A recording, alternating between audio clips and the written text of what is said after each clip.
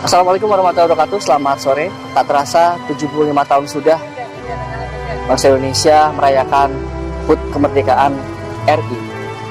Di tengah pandemi, saya sore ini H-3 menjelang pelaksanaan perayaan 17 Agustus tahun 2020, saya mencoba untuk mendatangi lokasi di Rengas Dengklok, tempat di mana Bung Karno dan Bung Hatta diamankan oleh golongan muda dan dipaksa untuk memproklamasikan kemerdekaan RI.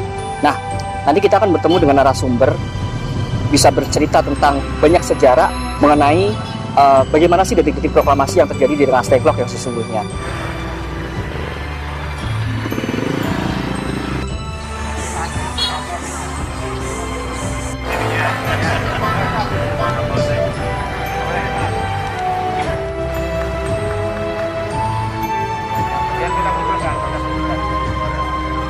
Besar yang mungkin kita pengen tahu, menurut kacamata Bapak, kenapa sih harus Rengas Dengklok yang dipilih menjadi tempat untuk merancang atau niat Bung Karno Bung Hatta untuk memproklamasikan kemerdekaan, padahal Bekasi, Bogor itu lebih dekat dari Jakarta loh Pak. Itu menurut Bapak gimana?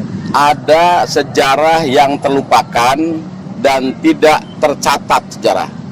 Di sini peran orang Kerawang, putra-putra Kerawang sangat dominan. Ya, kenapa harus ke Rengas Dengklok? Satu, lihat siapa Ahmad Subarjo.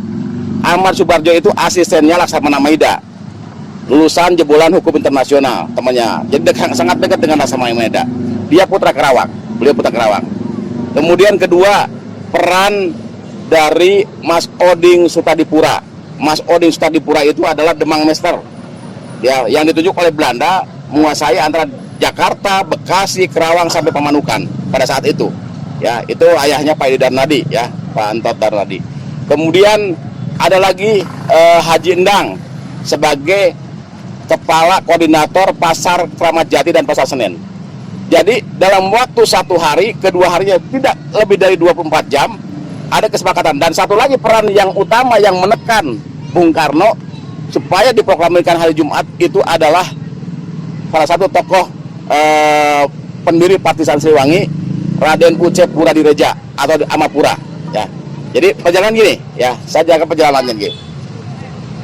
Dengklok ini kota kecil, ya, Dengklok kota kecil, dan rumah Gio Kisong itu dulu adanya di Citarum, pinggir Citarum, dan sekarang udah tergerus oleh Citarum, nggak ada, itu rumah replika, ya, tahun 80 dibentuknya, Pak.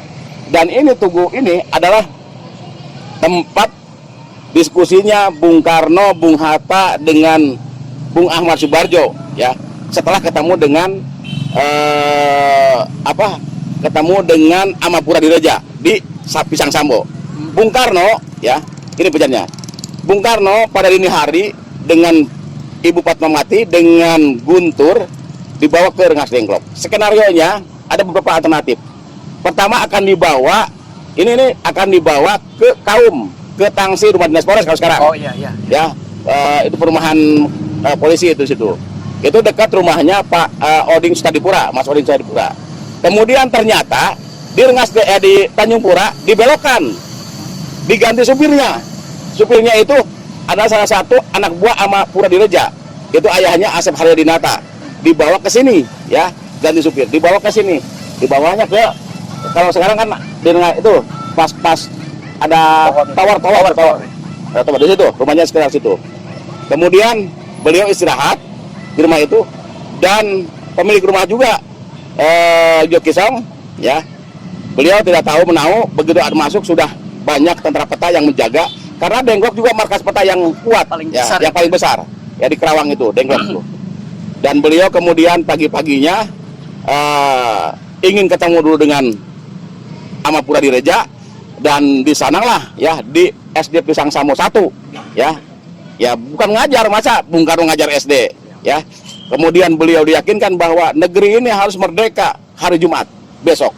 Ternyata kan sudah dipersiapkan oleh Ahmad Subarjo. Proklamasinya sudah dipersiapkan. Maka begitu datang Pak Ahmad Subarjo, Bung Hatta, diskusi, Bung Karno mencoret, ada salah satu naskah yang dicoret oleh Bung Karno dan menyetujui besok. Oke, siapa yang tanggung jawab besok untuk persiapan kemerdekaan, untuk proklamasi, untuk apa? Ikor proklamasi.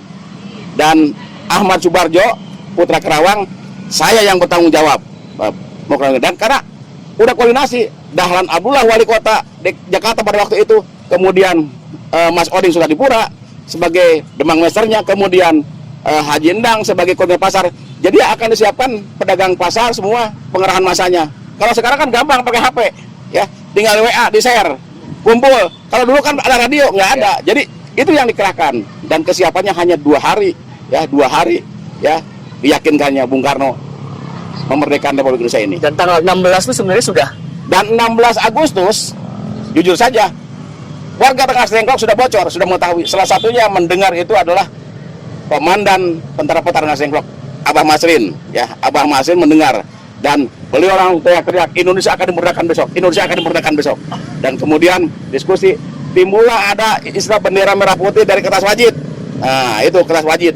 Nah, dibuatlah kemudian mengibarkan bendera pada sore harinya, ya, jam 4 jam 5 di depan kantor camat. Camatnya Hadi Hadi Sunyoto, ya, itu camatnya pada waktu itu dengan tokoh-tokoh. Dan Rengas Dengklok sudah bergumul, merdeka, merdeka, tanggal 16. Tanggal 16. Tanggal 16. Kemudian di Jakarta, Pegangsaan Timur nomor 56, tanggal 17. Jam 10:17, ya, Bung Karno memproklamasikan. Jadi Pertanyaan yang mengusik saya dulu waktu SD itu, peristiwa Rengas Dengklok itu adalah penculikan Bung Karno dan Muhatta. Kalau penculikan itu kan identiknya dengan kekerasan, ya, tapi apakah sebenarnya layak itu penculikan? bukan bahasa penculikan ini, ya. Ini ada rahasia. Laksamana Maida itu hafal betul kondisi Jepang akan membuat skenario seperti apa. Laksamana Maida itu dekat sama Ahmad Subarjo. Kemudian memberikan informasi, ya, kepada Ahmad Subarjo segera ambil langkah-langkah. Karena Laksamana Maida itu salah satu, ya, pembesar tentara Jepang, tetapi pro kepada para pejuang Republik Indonesia. Karena dekat juga dengan Ahmad Subarjo. Akhirnya, ya, setelah mungkin dijelaskan kita tidak tahu, ya.